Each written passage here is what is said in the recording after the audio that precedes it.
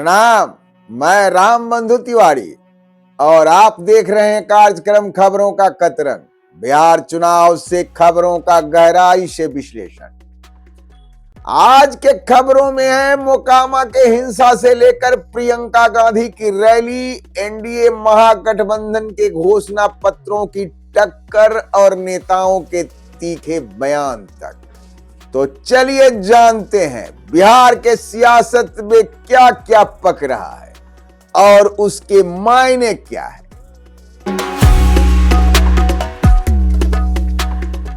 मोकामा हिंसा के बाद बड़ी कार्रवाई। बिहार के सियासत में बम गोली के बाद अब गिरफ्तारी की गूंज। अनंत सिंह सलाखों के पीछे। मोकामा में जनसुराज पार्टी के समर्थक दुलार चंद यादव की हत्या के मामले में बिहार चुनाव आयोग ने कड़ा कदम उठाते हुए पटना ग्रामीण के एसपी विक्रम सिहाग को तबादला कर दिया है। साथ ही 2 थाना अध्यक्षों को निलंबित कर दिया गया है। इस मामले में जेडीयू के प्रत्याशी और पूर्व विधायक अनंत सिंह को पुलिस ने गिरफ्तार किया है।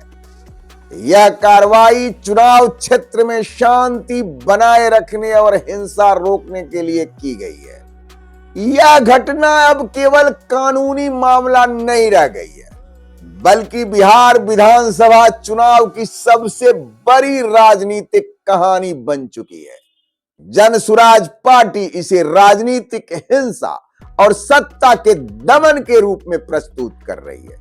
वहीं भाजपा इसे अपने शासन काल में कानून व्यवस्था को बनाए रखने का प्रयास कर रही है।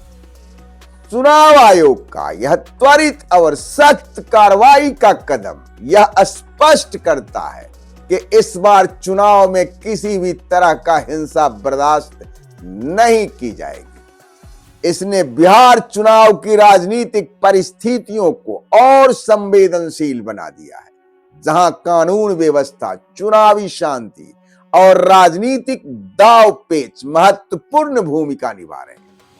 इस परिदृश्य में अनंत सिंह की गिरफ्तारी एक बड़ा मोड़ है, जिसने इस मामले को और अधिक गंभीरता और व्यापक राजनीतिक ध्यान देने वाला बना दिया है।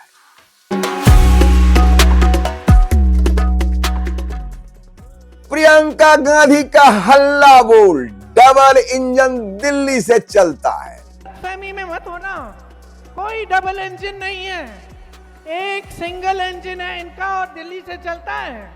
प्रियंका का वार, क्या बिहार की सरकार अब पटना से नहीं दिल्ली से चलती है? बेगूसराय की रैली में प्रियंका गांधी वड्रा ने कहा, डबल इंजन की सरकार बिहार से नहीं दिल्ली से चलती है। नीतीश कुमार को भी सम्मान नहीं मिल रहा। नीतीश कुमार जी का कोई आदर नहीं है, उनकी भी सुनवाई नहीं है। प्रियंका गांधी ने बहुत हद तक सही कहा है। वाकई नीतीश कुमार की सत्ता पर पकड़ अब ढीली पड़ चुकी है। उनका प्रभाव और समर्थन धीरे धीरे कमजोर होता जा रहा है। दूसरी तरफ प्रियंका गांधी का राजनीतिक उद्देश्य भी स्पष्ट है। वह नीतीश कुमार के समर्थकों के भी असमंजस पैदा करना चाहती है, ताकि वो भाजपा के साथ अपने सहयोग को कमजोर कर दे। अपनी चुनावी रणनीति के तहत वे नीतीश कुमार को एक बेबस और लाचार नेता के रूप में पेश कर बूथ स्तर पर जेडीयू भाजपा के सहयोग को कमजोर करने की कोशिश कर रहे हैं, जिससे गठबंधन में दरार बढ़े। इसी के साथ कांग्रेस यह संदेश देना चाहती है कि बिहार की असली सत्ता स्थानीय नेतृत्व के बजाय दिल्ली से चलती है।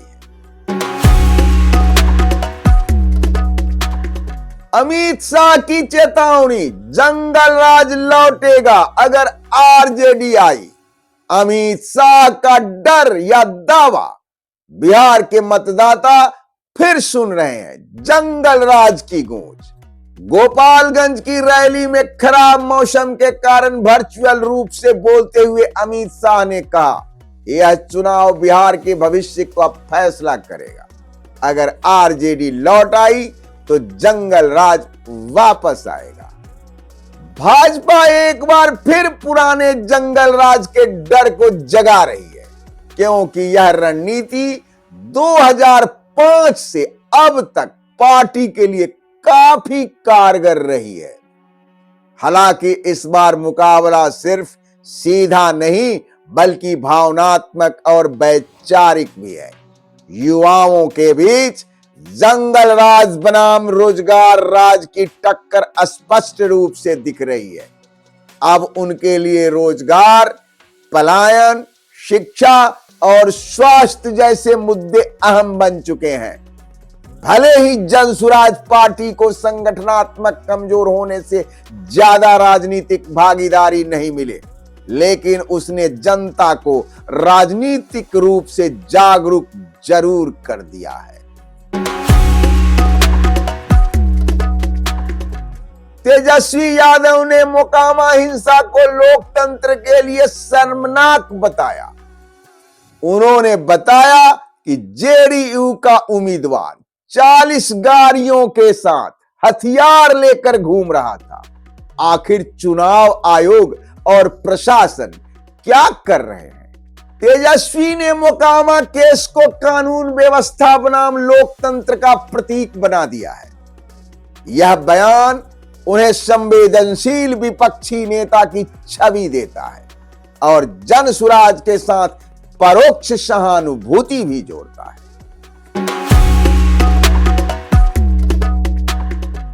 कांग्रेस नेता अखिलेश प्रसाद सिंह ने मोकामा घटना को राजनीतिक हत्या बताया और हाई कोर्ट से जांच की मांग की है।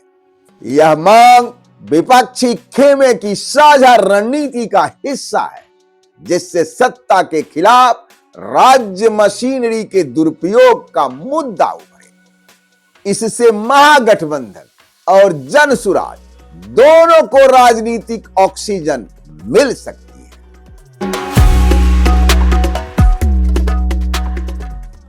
जेपी नड्डा का बयान, किडनैपिंग इंडस्ट्री थी जंगल राज में, अपहरण से विकास तक नड्डा ने बिहार की कहानी एक लाइन में समेट दी।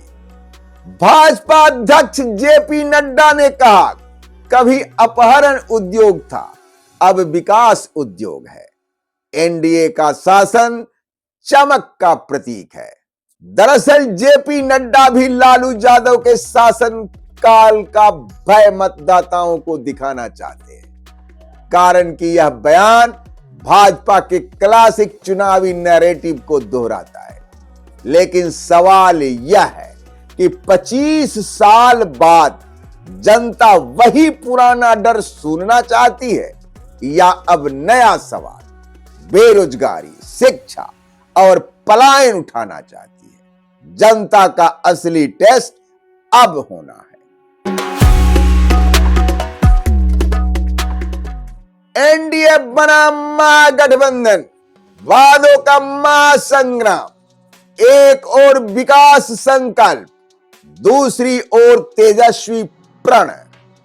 एनडीए ने 1 करोड़ नौकरियां, 7 एक्सप्रेसवे, महिला सुरक्षा योजना, औद्योगिक विकास आदि करने का वादा किया है।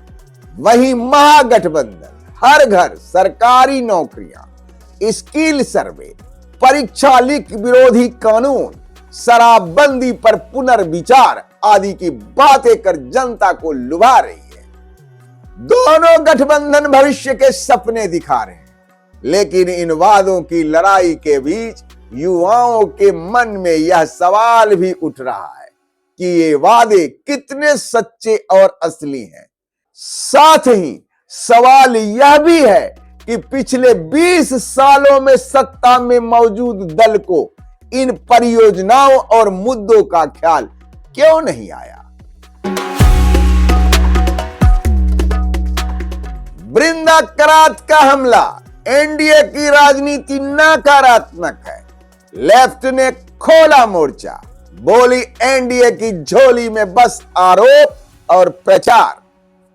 सीपीएम नेता बृंदा करात ने आरोप लगाया, एनडीए के पास दिखाने को कुछ नहीं, इसलिए विपक्ष पर कीचड़ उछाल रहे हैं।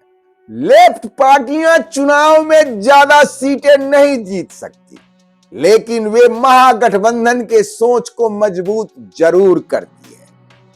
ये पार्टियां सिर्फ चुनाव जीतने की सोच नहीं रखती, बल्कि जनता तक अपने विचार पहुंचाने का काम करती है। जहां कुछ पार्टियां जाति धर्म जैसे मसलों पर लड़ती है, वहीं ये पार्टियां जाति नहीं बल्कि समानता और गरीबों के हक की बातें करती है। इससे चुनाव केवल सत्ता की लड़ाई नहीं होती, बल्कि सोच और विचारों की लड़ाई भी बन जाती है। इस तरह के विचार बिहार की राजनीति का रंग और तरीका दोनों बदलने की क्षमता रखते हैं, जो आम लोगों के लिए जरूरी भी है।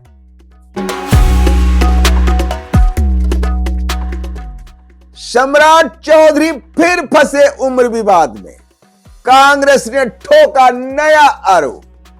कांग्रेस प्रवक्ता सुप्रिया श्रीनेत ने दावा किया कि उप मुख्यमंत्री सम्राट चौधरी ने चुनावी हलफनामों में अपनी उम्र गलत बताई है। सम्राट चौधरी पर अक्सर कहर टूट जाता है। यह मामला अगर आगे बढ़ा तो भाजपा के स्वच्छ छवि अभियान पर असर डाल सकता है। अभी यह आरोप के स्तर पर है, पर चुनावी मौसम में छोटे छोटे विवाद भी बड़ा असर डाल देते हैं। गरीब बनाम अमीर उम्मीदवार आमने सामने, 37,000 बनाम 373 करोड़। बिहार के मैदान में सबसे अनोखी चुनावी जंग। आरा और लौरिया में सबसे गरीब और सबसे अमीर प्रत्याशी आमने सामने हैं, दोनों विपक्षी महागठबंधन से।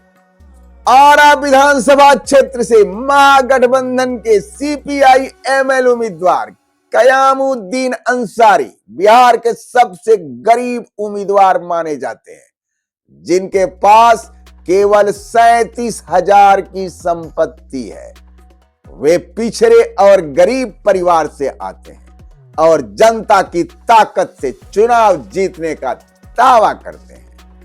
वहीं लौरिया के विधानसभा सीट से महागठबंधन के वीआईपी समर्थित रणकौशल सिंह के पास 373 करोड़ की संपत्ति है, जिसमें बड़ी कृषि भूमि, कई व्यवसायिक भवन, बैंक की राशि, गाड़ियां और कीमती वस्तुएं शामिल है।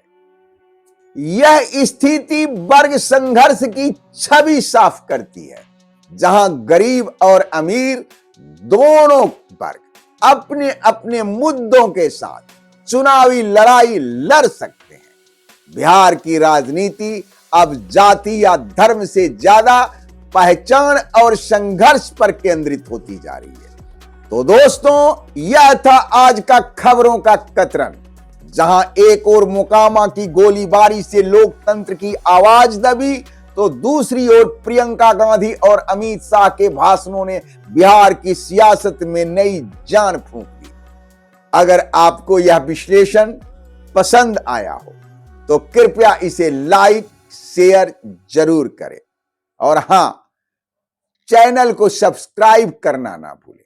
मिलते हैं फिर अगले एपिसोड में कुछ नए खबरों और गहरे विश्लेषण के साथ। धन्यवाद, प्रणाम।